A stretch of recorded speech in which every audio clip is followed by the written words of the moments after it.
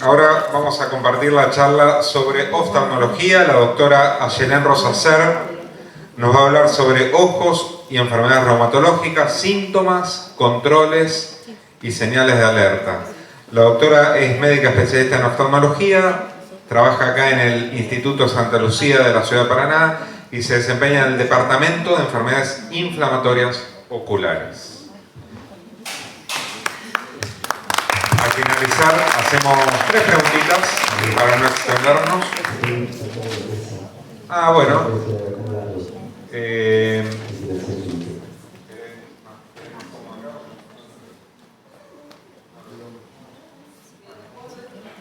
Prefiero hablar.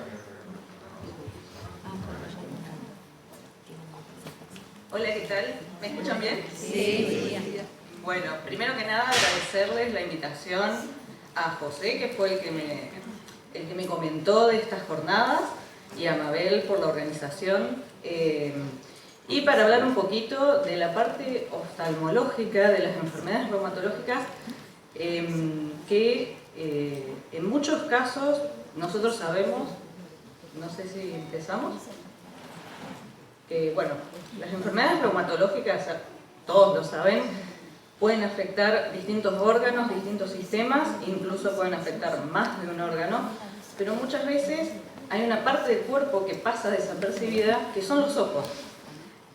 Los ojos, la verdad es que son muy susceptibles a la inflamación, y en muchos casos este tipo de enfermedades reumatológicas se puede presentar en los ojos como un primer síntoma. La enfermedad reumatológica puede tener como primer síntoma alguna de las entidades que vamos a nombrar más adelante, y gracias a esa manifestación logramos llegar al diagnóstico de la enfermedad reumatológica. Una manifestación ocular se puede presentar durante la evolución de la enfermedad, o también, como hablaba el doctor Sakamoto, puede aparecer como consecuencia de distintos tratamientos de distintas especialidades que van surgiendo a lo largo de la enfermedad. La idea es hablar hoy de por qué una enfermedad reumatológica puede afectar los ojos, qué síntomas tenemos que tener en cuenta o cuál nos tiene que llamar la atención para hacer una consulta rápida, y qué controles oftalmológicos deberíamos tener en cuenta para mantener una buena salud visual. No sé si se puede correr la diapositiva o como para mostrar un poquito. Ahí llegamos. ¿Tienes vista moderadora? ¿Cómo se hace para sacar? ¿Cuál es la que necesitas? Ahí pasó otra. Otra más. Bueno, hablando un poquito de cómo una enfermedad reumatológica puede afectar los ojos, bueno, no tengo que explicarles mucho, ya los doctores reumatólogos pueden hablar un poquito mejor de esto, pero existen mecanismos inmunitarios intrínsecos dentro del ojo. Vamos a decir que el ojo, como una estructura, nosotros le llamamos santuario inmunológico. ¿Qué significa? Que el ojo está aislado del sistema inmune del resto del cuerpo.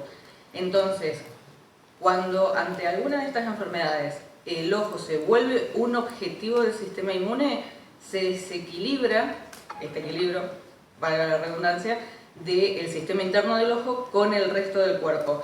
Y ahí, al alterarse estos mecanismos, como decíamos antes, el ojo es muy susceptible a la inflamación, tanto en la parte interna como en la parte externa, y la inflamación crónica se vuelve un círculo vicioso que afecta a cualquier estructura del ojo. Esto nomás es una imagen como ilustrativa, más que nada, de lo que es las afecciones más frecuentes de la superficie ocular, que vamos a hablar un poquito más adelante. Pero bueno, cabe recalcar que no todas las enfermedades reumatológicas afectan a los ojos de la misma manera. Por ejemplo, bueno, la artritis reumatoidea, la anterior, es lejos la enfermedad reumatológica que más manifestaciones oftalmológicas presenta, hasta un 39%. Después, bueno, existen otras enfermedades reumatológicas bastante frecuentes, como las espondiloartropatías o las enfermedades inflamatorias intestinales, que presentan distintas manifestaciones oculares provocadas por la misma respuesta inmune, como, bueno, el ojo seco, que ahora vamos a hablar un poquito de esto, la escleritis, la uveitis y algunos compromisos vasculares. Los tres principales que nosotros vemos muy frecuentemente en la consulta oftalmológica son el ojo seco, que es frecuente y bastante molesto, la uveitis, que es una manifestación inflamatoria pura y es potencialmente grave si no se trata adecuadamente y rápido, y la escleritis, que es una manifestación dolorosa y asociada muchas veces a la actividad sistémica de la enfermedad. Bueno, principalmente el síndrome de ojo seco es un conjunto de signos y síntomas que es multifactorial. Puede ser provocado por factores externos, como el uso de pantallas, el medio ambiente, el humo, el cigarrillo, utilizar gotas oftalmológicas, etc. O por medios internos, como este tipo de procesos inflamatorios inmunes. ¿Qué significa ojo seco? Síndrome de ojo seco es una lubricación inadecuada de la superficie del ojo que se puede dar por una lágrima deficiente en cantidad o una lágrima que se evapora muy rápido. La lágrima es normal pero se evapora muy rápido, o ambas, pueden combinarse tranquilamente.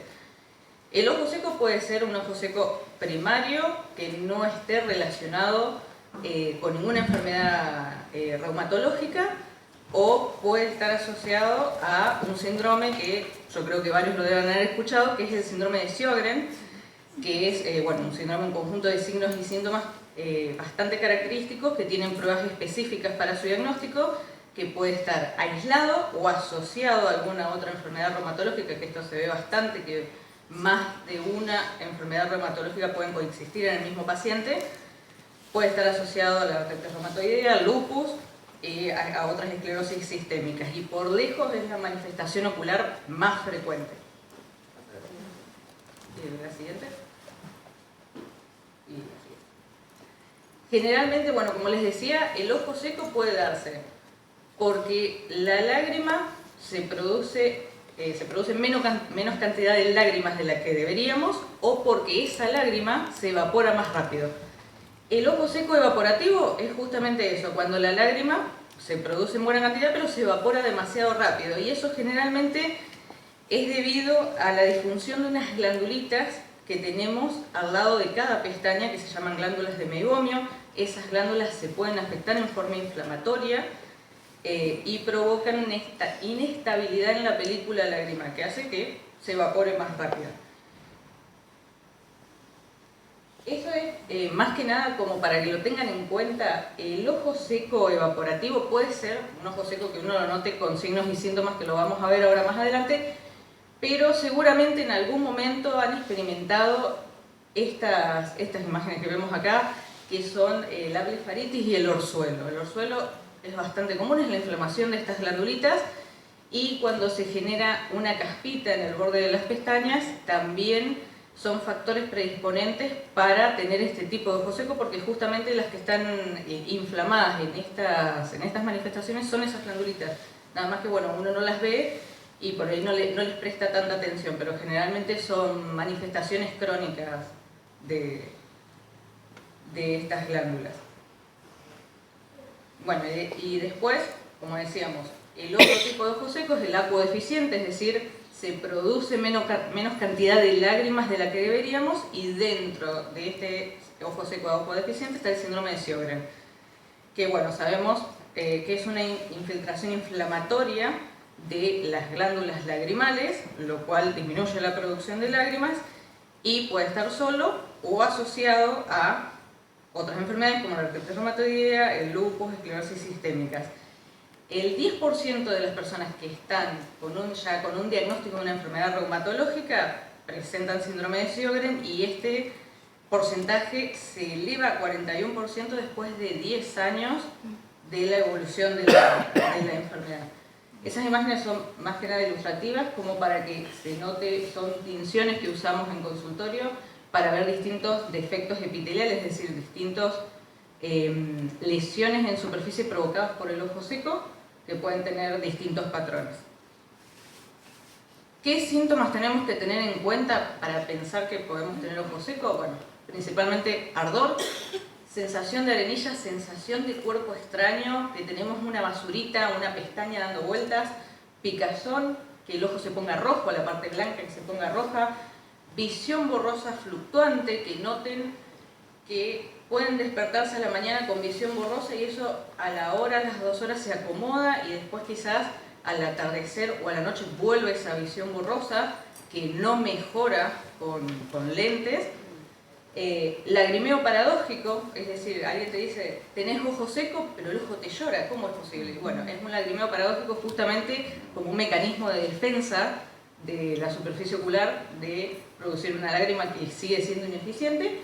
Y bueno, fatiga visual. Todos los síntomas que seguramente la mayoría ha experimentado en esta sala, porque bueno, el ojo seco, más allá de las enfermedades reumatológicas, es el motivo de consulta más frecuente de la parte oftalmológica y eso tiene que ver mucho con el estilo de vida que estamos llevando actualmente.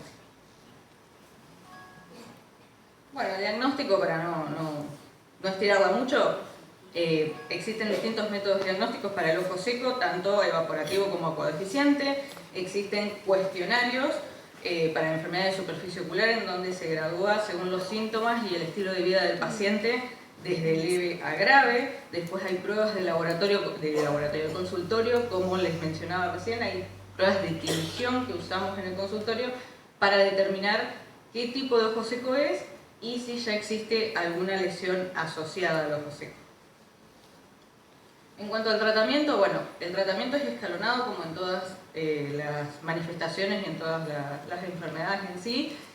Vamos desde lo que son lágrimas artificiales, secretavoz y antiinflamatorios dependiendo de la gravedad en sí del ojo seco y de si existe ya alguna lesión asociada por el ojo seco.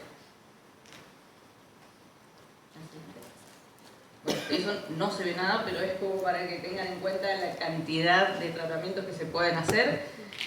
Una mención aparte son el suero autólogo y los colirios derivados de plaquetas, que son, nosotros los utilizamos para ojos secos refractarios que no responden ni a lágrimas artificiales, ni a antiinflamatorios, ni a secretavoz, que ya han generado defectos epiteliales, úlceras corneales, y generalmente andan bastante bien. Ambos, bueno, están compuestos básicamente por la sangre periférica del paciente, sangre venosa. El suero autólogo, bueno, tiene una composición muy similar a la lágrima, pero tiene más componentes de citocinas proinflamatorias y hay que tener en cuenta eso para ver en qué tipo de pacientes lo usamos, a diferencia del colirio derivado de plaquetas, que es un poco más seguro a la hora de utilizarlo y no tener tanto en cuenta la actividad de la enfermedad actual. Bueno, no salió el título, pero ahí debería decir escleritis. La escleritis es una de las manifestaciones oftalmológicas más frecuentes de las enfermedades reumatológicas. Básicamente es la inflamación de la parte blanca del ojo. Lo que nosotros vemos en la parte blanca, bueno, eso se denomina esclera. Cuando hay un componente inflamatorio que afecta a la esclera, tiende a ponerse roja y eso es porque hay una vasculitis, una microvasculitis, es decir, hay una inflamación de los vasos sanguíneos que normalmente no se ven. Nosotros vemos la parte blanca del ojo, pero eso está totalmente vascularizado. Puede afectarse de diferentes maneras, puede afectarse formando un nódulo, es decir, una pequeña porción no más roja, en forma difusa, que se ponga todo el ojo rojo. Puede ser un ojo o los dos que estén afectados y generalmente, bueno, está asociado, la escleritis es una manifestación que está muy asociada a la actividad de la enfermedad. Hay una escleritis, significa que la enfermedad de base está mal controlada. Eso es esquemático nomás, como para que noten la diferencia de lo que es la imagen de la derecha, es una escleritis más bien difusa, y la imagen de la izquierda es una escleritis más nodular. Sí, no. ¿Qué síntomas hay que tener en cuenta acá? Bueno, la escleritis genera un dolor ocular intenso, muy intenso, que generalmente despierta al paciente de noche. El paciente se despierta porque siente una puntada fuertísima en el ojo, y no sabe exactamente qué es, genera, como veíamos, un ojo rojo bastante intenso, color salmón, y bastante fotofobia. El tratamiento de la escleritis generalmente depende, obviamente, de lo que es la enfermedad de base. Como decíamos, tiene que ver con la actividad de la enfermedad, así que el tratamiento de la escleritis va de la mano de la enfermedad reumatológica de base. Después, hablando un poquito de lo que son las lesiones de superficie en sí, que por ahí pasan un poco desapercibidas, o algunos de ustedes han escuchado hablar de las úlceras corneales. Existen varios tipos de úlceras corneales relacionadas con las enfermedades reumatológicas. Una de ellas es la queratitis ulcerativa periférica, que tiene un nombre medio extravagante, pero en realidad es una úlcera, es una lastimadura que se produce en la córnea, que es la primera lente transparente del ojo. Es bien periférica, en la de luna, ahora lo vamos a ver. Y como toda lesión de superficie, como veíamos antes del ojo seco, va a generar lagrimeo, ojo rojo, es un mecanismo de defensa del ojo. Todo lo que sean lastimaduras o lesiones de superficie van a generar ojo rojo. Dolor de intensidad variable, porque eso depende del tamaño y de la evolución de la úlcera. Sensación de cuerpo extraño, sensación de anilla, que tenemos una pestaña o algo incrustado en el ojo que no nos podemos sacar. Y generalmente puede haber escleritis asociada. Que tengan en cuenta que la lesión está bien en la córnea, que es la primer lente del ojo, generalmente bien abajo. Ahí hay una tinción, que por eso la podemos ver, porque si no, las lesiones de córnea generalmente son transparentes, no se ven a simple vista.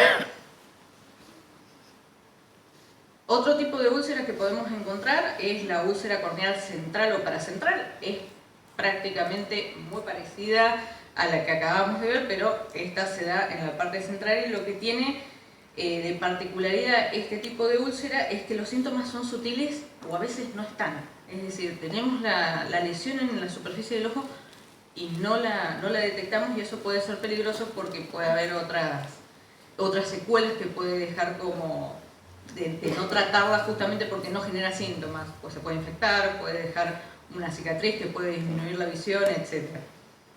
Este tipo de úlceras generalmente se presentan cuando tenemos una enfermedad reumatológica de larga evolución, no una enfermedad diagnosticada hace 1 o 2 años, sino hace 20 años o más, y está bastante asociada al uso de lo que son los corticoides tópicos, los AINES tópicos como el ibuprofeno, el diclofenac, el ketorolac, que vienen también en presentación de colirio.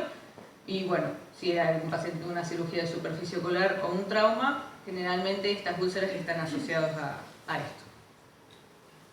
Bueno, como para terminar lo que es la parte de superficie ocular, vamos a hablar de otra manifestación oftalmológica que esta es muy frecuente, que es la uveitis. La uveitis es una inflamación del tracto uveal. Ahora vamos a ver lo que es el tracto uveal. Es un grupo muy heterogéneo, es decir, muy variado de entidades que pueden producir esto. No solo las enfermedades reumatológicas pueden producir una uveitis, puede ser de otro tipo de inflamaciones, puede ser infecciosa, idiopáticas en algunos casos, que significa que por más de que buscamos la causa no se la encontramos. Pero generalmente las uveitis en las enfermedades reumatológicas están asociadas a la espondilitis anquilosante, a la artritis psoriásica, a otras espondiloartropatías, a la artritis reumatoidea, pero en general cualquier enfermedad reumatológica puede llegar a tener una uveitis. Las uveitis, bueno, ahora vamos a ver qué síntomas lo caracterizan, pero generalmente las más frecuentes afectan lo que es la parte delantera del ojo, sería la parte anterior. Son inflamaciones internas del ojo. ¿Más? La otra. Sí. Las podemos dividir en anteriores, intermedias y posteriores, dependiendo de qué zona del ojo, de qué parte anatómica del ojo esté afectada. El 90%, en la gran mayoría, afectan la parte delantera del ojo, la parte anterior, que está conformada por el cuerpo ciliar, es decir, el iris. La parte de color del ojo, bueno, se inflama esa porción, y al inflamarse el iris, inflama todas las estructuras que estén cerca, hacia adelante y hacia atrás. Después, bueno, tenemos las uveitis intermedias que afectan justamente la parte media del ojo y las posteriores que afectan la coroides, que es una capa del ojo que está por debajo de la retina. Así que si se afecta la coroides, se afecta la retina. ¿Qué síntomas tenemos que tener en cuenta para sospechar una uveitis y para consultar rápido, para sacarnos la duda de que no estamos ante una inflamación intraocular que puede llegar a ser grave? Ojo rojo persistente, dolor ocular, disminución de la visión, puede ser una visión borrosa que se dé en horas o días. Generalmente las uveitis son bastante agudas, así que uno nota enseguida cuando la visión de un ojo puede llegar a estar disminuyendo. Fotofobia. La fotofobia es la sensibilidad a la luz, pero no estamos hablando de una fotofobia que nos molesta la luz cuando nos pega el sol en la cara. Es una fotofobia que ante el menor estímulo de luz duele, el ojo duele muchísimo y nos damos cuenta de que algo no está bien. Y las moscas volantes bruscas. Yo creo que todos acá debemos haber experimentado lo que son las moscas volantes o miodisopsias, que como en la imagen ahí, eso es más como nosotros lo vemos en el consultorio, pero las moscas volantes son esos bichitos, esa telaraña, esa cosita que anda flotando y que movemos el ojo y se mueve con nosotros y que generalmente la vemos más que nada cuando miramos el cielo o cuando miramos superficies claras. Que tengamos una, dos, tres y que la veamos siempre no pasa nada porque es bastante común. El tema es que no aparezcan de golpe 20, 30 en un solo ojo, que tapen, que nublen la visión. Eso nos está hablando de un proceso inflamatorio interno del ojo.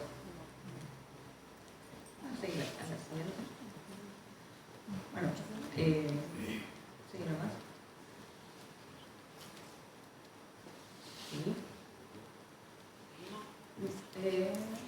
Sí. Bueno, en cuanto a lo que es el manejo terapéutico de las manifestaciones oculares en general, en las enfermedades reumatológicas, como en todas las especialidades, es un tratamiento escalonado. Podemos hacer un tratamiento tópico, es decir, con gotas, un tratamiento local, que puede ser con medicación interna en el ojo, o sistémico, como bueno, todas las medicaciones a las que ustedes ya conocen. Generalmente hay una terapia aguda y una terapia crónica. La aguda es obviamente cuando aparecen este tipo de manifestaciones oftalmológicas que hay que tratar enseguida, y la crónica ya es justamente para evitar que vuelvan a aparecer o para tener un buen control de la enfermedad. Lo que hablábamos recién, bueno, la sobredosis de medicamentos, las interacciones farmacológicas de estos distintos medicamentos que estamos usando y la administración crónica de estos, en las dosis recomendadas pueden provocar toxicidad ocular. Por más de que estemos haciendo bien las cosas, por más de que el tratamiento sea el indicado, aún así pueden aparecer efectos adversos de los tratamientos de las enfermedades reumatológicas en la vista. Hay varios medicamentos que pueden generar algún efecto adverso ocular. Vamos a hablar de un par de ellos, nomás como para tenerlos en cuenta. El principal que puede generar un efecto adverso es la hidroxicloroquina, que ya sabemos que puede tener efectos adversos en la parte muscular, en la piel, en el sistema nervioso, gastrointestinales principalmente. Pero en el ojo lo que hace es una lesión que nosotros denominamos retinopatía, maculopatía, que es una lesión que afecta al epitelio pigmentario de la retina. La vemos como una mancha nosotros en el fondo de ojos, y esta lesión se produce por una toxicidad justamente de la hidroxicloroquina que es acumulativa, es decir, mientras más años tomemos la medicación, mayor es el porcentaje de chances de que aparezca esta lesión. Como base, no solo para la hidroxicloroquina, sino para cualquier medicación que vamos a empezar, hacemos un control oftalmológico de base sin medicación para ver desde dónde partimos, si el paciente ya no tiene una lesión en superficie ocular o en retina o en alguna parte, en alguna estructura ocular, y a partir de ahí se generan, dependiendo por supuesto de lo que encontremos, una vez que el paciente inicia la medicación, controles cada 6 meses y recién a los 5 años, control anual. Bueno, no se ve, pero es esa marquita, ese circulito, nosotros lo conocemos como ojo de buey. Esa es la lesión típica que genera la hidroxicloroquina, que tiende a desaparecer con la suspensión del tratamiento. La aparición de esta manifestación en el ojo es indicación de suspensión. Bueno, lo que decíamos recién, controles cada 6 meses de visión, de agudeza visual, de campo visual, fondo de ojos, etcétera. Después una vez control por año. Después, otro de los fármacos que creo que acá todos lo deben haber usado en mayor o menor medida son los corticoides. El corticoide en general aumenta el riesgo de infección, no solo en el ojo, sino en cualquier parte del cuerpo.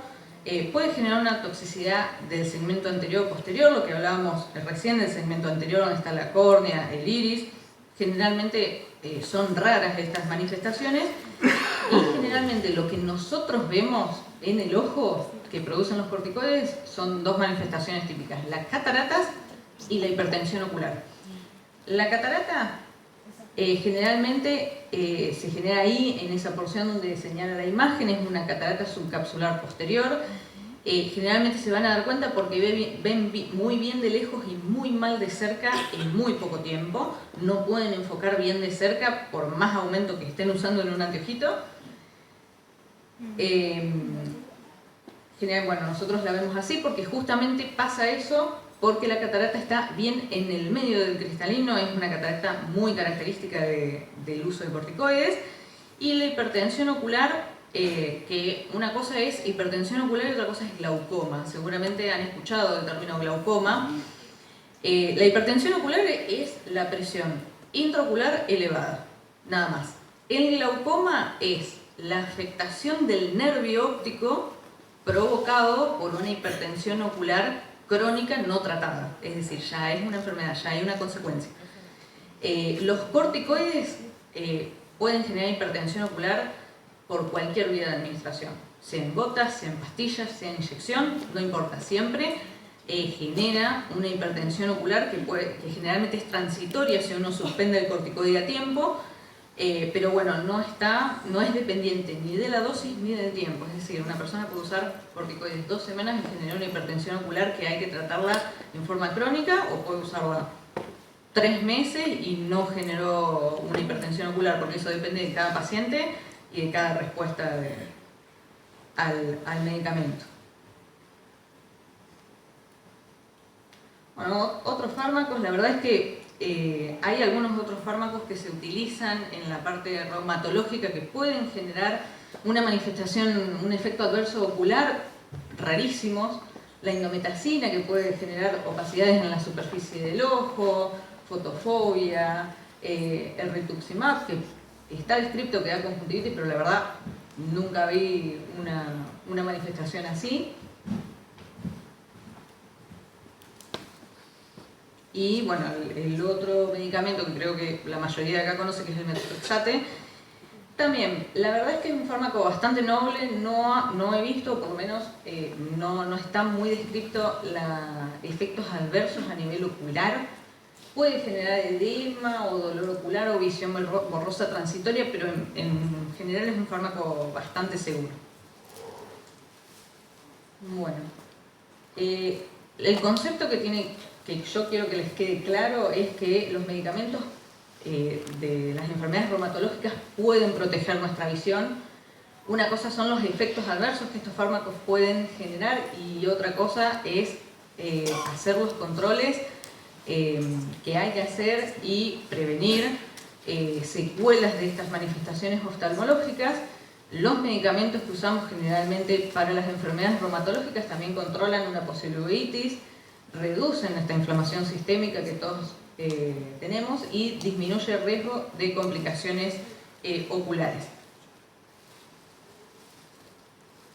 Como para terminar, para resumir, ¿qué síntomas tenemos que nos tienen que hacer ir urgente a una consulta oftalmológica? Presencia de dolor ocular, un dolor ocular que no hayan sentido antes, que sea intenso, un ojo rojo persistente, un solo ojo que se ponga rojo y que pase 1, 2, 3 días y siga rojo. sensibilidad muy marcada a la luz, que no soportemos absolutamente ningún tipo de luz, disminución de la visión y, bueno, las moscas volantes que decíamos recién de aparición brusca. Y bueno, como para llevarnos a casa, las enfermedades reumatológicas pueden afectar los ojos, como les acabo de comentar. No todo ojo rojo es una conjuntivitis, que generalmente uno lo primero que piensa es en la conjuntivitis.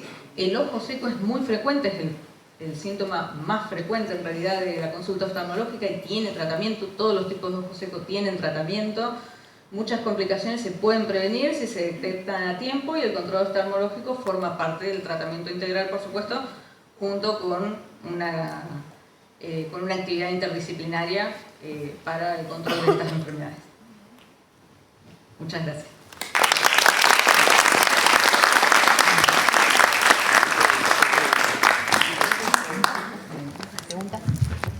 Excelente, súper completo, doctora.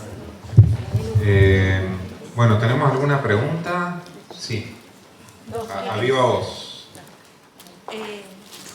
¿Vos? Lo que es la neuritis óptica, Sí. ¿eso va relacionado con el tema de la artritis? En algunas enfermedades reumatológicas sí puede haber inflamación del nervio óptico, de algunos trayectos del nervio óptico, pero en general nosotros solemos verla como un efecto adverso de algunos medicamentos, no tanto de una enfermedad reumatológica en sí. Generalmente son más de otro tipo de enfermedades, como las desmielinizantes, no tanto de las reumatológicas. Pero sí, hay casos. Claro, yo en este momento estoy pasando por una neuritis. Ajá, ¿pero ya te hicieron el diagnóstico? Sí, ya me hicieron resonancias magnéticas y todo, y me hicieron punción lumbar con la neuróloga. Ajá. Tengo con la oftalmóloga y tratamiento con la neuróloga.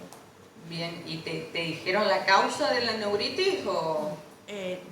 No, ahora tengo otra vez con la oftalmóloga que me envió la neuróloga.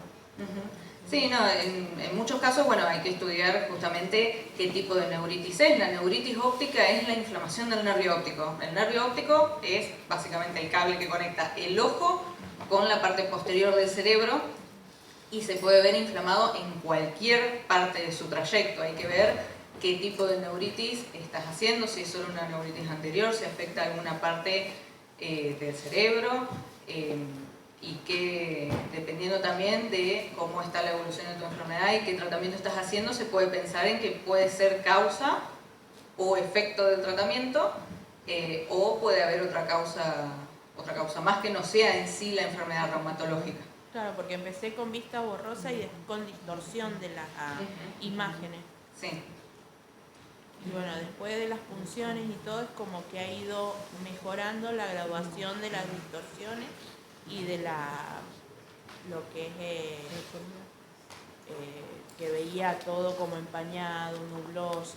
Después de las punciones lumbares que te hicieron, sí, ¿mejoraste? Sí. Y eso generalmente está relacionado con la presión intracraneal. Al hacer punciones lumbares la presión intracraneal desciende y generalmente los síntomas de las neuritis, al descender la presión intracraneal, desciende justamente la presión que se está ejerciendo sobre el nervio óptico que lo está inflamando y eso mejora los síntomas. Eso ya es otra cosa. No tiene que ver con la enfermedad reumatológica. Muchas gracias. ¿El ojo seco tiene cura? ¿Y qué es la lágrima artificial, eso que nombró? ¿Qué significa? Mira, el ojo seco en sí es una enfermedad crónica. Una vez que está establecido, ya está. Es como una enfermedad reumatológica, como el glaucoma. Tenemos una predisposición para sufrirlo. Como decíamos, puede ser o porque la lágrima se está produciendo en forma ineficiente, que eso hay que ver por qué está pasando, qué le pasa a la glándula lagrimal, por qué está produciendo menos, o la misma lágrima se evapora con demasiada facilidad. En ese caso, bueno, existen tratamientos de las patologías que generan el ojo seco en sí, pero uno deja de hacer esos tratamientos para la enfermedad de base y el ojo seco vuelve. No hay un tratamiento que uno diga, hacemos esto y el ojo seco se va para siempre. no existe. Y las lágrimas artificiales son generalmente tratamiento de base del ojo seco, de cualquiera de los ojos secos. Son lubricantes que tienden a intentar parecerse a la lágrima artificial de alguna manera. Algunos son más livianos, otros son más pesados, justamente dependiendo del tipo de ojo seco y dependiendo del momento del día en el que suele aparecer ese ojo seco. Después, atrás de los lubricantes, podemos tener lubricantes en gotas, en gel. Después podemos usar antiinflamatorios de superficie y después ya inmunomoduladores dependiendo del tipo de ojo seco y dependiendo de la gravedad del ojo seco. Muchas gracias. Sí. Sí, quería consultarle por la queratitis crónica. Sí. No se mejora. ¿Es todo asociado a la parte de la artritis?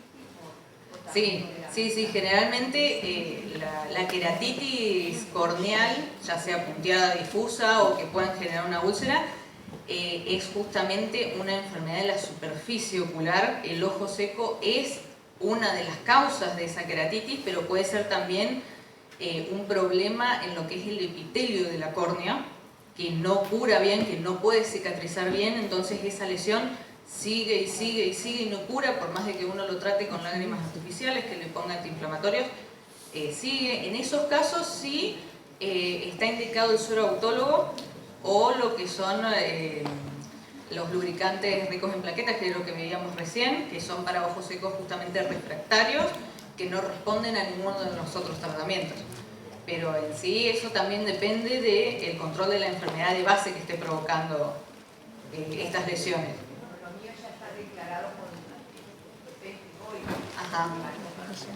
Todavía. Claro, el pemphigoide es una enfermedad crónica que afecta a la superficie ocular y es bastante agresiva. Por eso generalmente tiene tratamientos combinados de lubricantes, de gel. Muchas veces usamos corticoides de superficie que son menos agresivos que los corticoides para las inflamaciones y generalmente terminamos en suero autólogo. Todo eso. Pero la queratitis de base esa es la que también perjudica que no haya ninguna mejoría. Claro, porque justamente el efecto epitelial no cura. Entonces eso genera todos los síntomas del ojo seco, genera obviamente disminución de la visión porque está afectando la primer lente del ojo, entonces no nos deja ver bien, pero sí es la causa. Sí. Una más. Una preguntita, perdón. ¿Quieres hablar? Bueno, dos más, no hay problema. No, yo Breve. quería preguntarte. El tema cuando dicen... No, se escucha un poquito más. Para que sepan. ¿Podés? Sí. Hola, doctora. ¿Qué tal? No, quería preguntar, el tema de la operación, por ejemplo, de cataratas. Sí. Cuando dicen, está madura, no está madura, todavía falta. ¿Cómo uno se da cuenta de ese tema? Mira, generalmente la catarata es la opacidad del cristalino. El cristalino es una lente natural que tenemos adentro del ojo que toda la vida fue transparente. Y en algún momento de la vida esa lente deja de ser transparente, se empieza a opacar. ¿Cuándo se empieza a opacar? Eso depende de la persona. Hay gente a la que le pasa a los 90 años y hay gente que le pasa a los 50. Entonces eso es muy personalizado. Ahora, la catarata se empieza a opacar, ¿sí? Uno puede no darse cuenta porque puede no afectar la visión, o uno no se da cuenta, justamente para eso están los controles oftalmológicos. Pero si ya hay presencia de opacidad del cristalino, ya hay una indicación quirúrgica. Si afecta o no afecta la visión. Generalmente las personas deciden operarse cuando la catarata ya empieza a bajar la visión y no lo podemos resolver con un anteojo.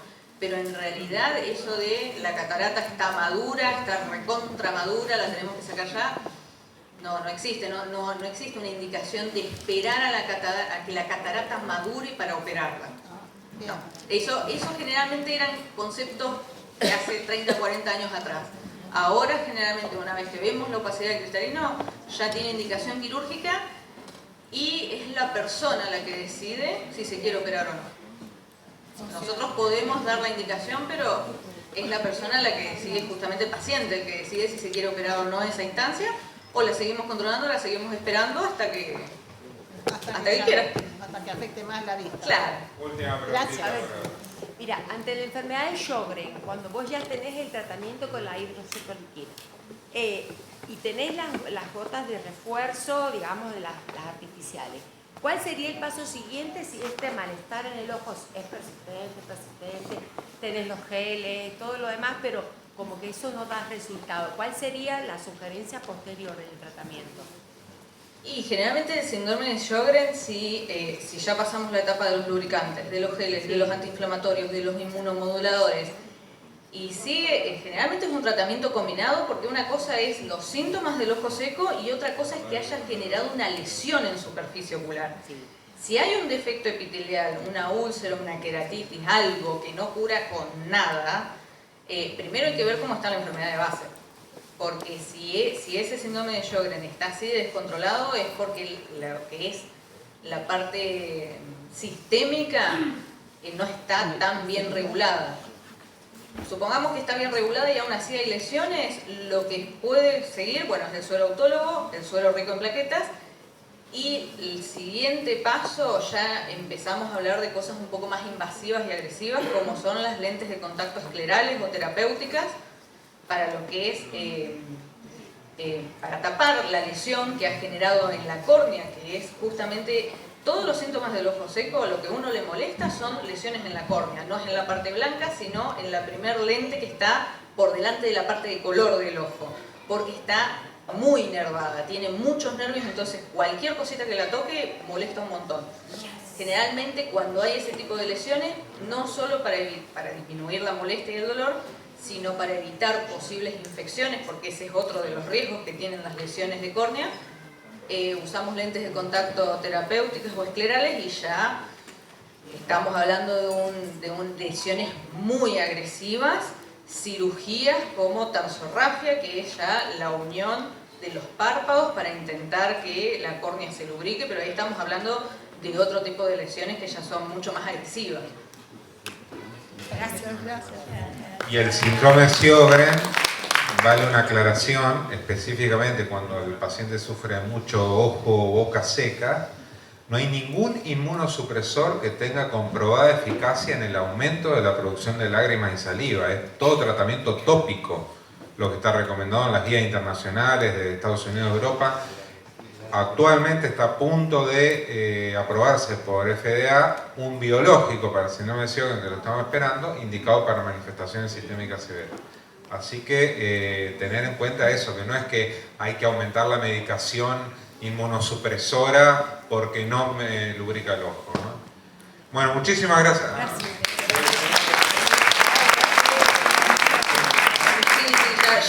Ya me voy. No, lo que decía el doctor de lo que es terapia sistémica y terapia tópica, nosotros generalmente damos inmunomoduladores porque el ojo, como decíamos al principio de la charla, tiene un sistema inmunitario propio, se maneja solo, el ojo tiende a estar aislado del resto del cuerpo, entonces nosotros atacamos lo que es la inmunidad de la superficie del ojo tratando de bajar la inflamación, que eso no tiene nada que ver en sí con el tratamiento sistémico que se da para una enfermedad reumatológica. Pero son cosas distintas, son complementarias, una cosa no quita la otra. Pero no, y como dice el doctor, no existe un tratamiento, una pastilla que podamos tomar o una inyección que nos podamos poner para el ojo seco ni para el síndrome de Sjögren, por lo menos por ahora. Bien. Bueno, muchísimas gracias por el reconocimiento.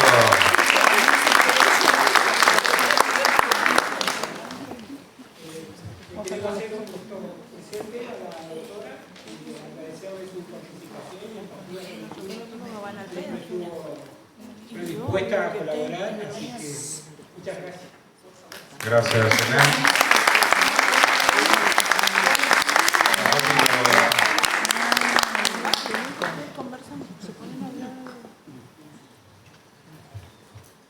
Bueno, muchas gracias.